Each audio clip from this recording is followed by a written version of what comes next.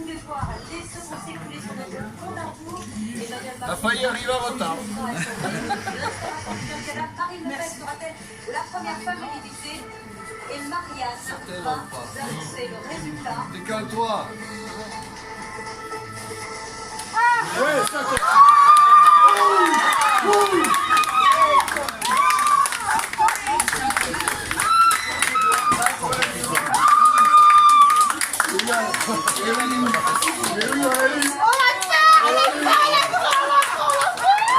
T'as vu 58?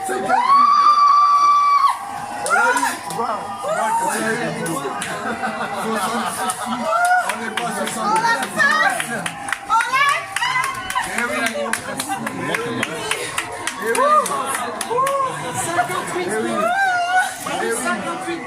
Vive la République et vive la France.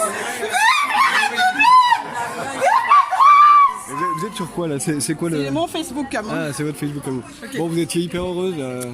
C'est un soulagement, c'est de la joie. Un grand soulagement, c'est de la joie parce que c'était pas gagné.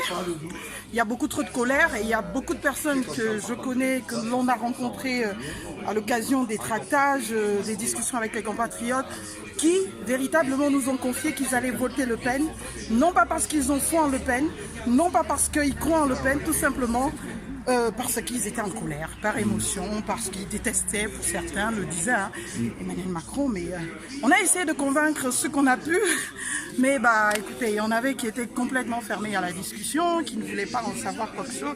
Mais je suis très contente parce que à plusieurs qui hésitaient, pas plus tard que ce matin, beaucoup m'ont dit bon, je nous ai un peu convaincus pour aller voter.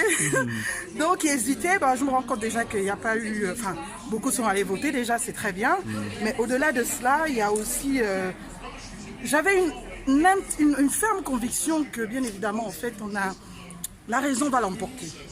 Et moi, la raison, c'était de voter Emmanuel Macron pour l'histoire de la France, sa grandeur, sa puissance et surtout sa vocation universelle.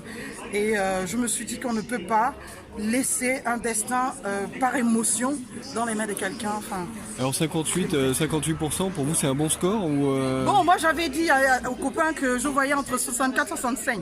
Mais bon, 58, déjà, l'idéal, c'est qu'on ait gagné.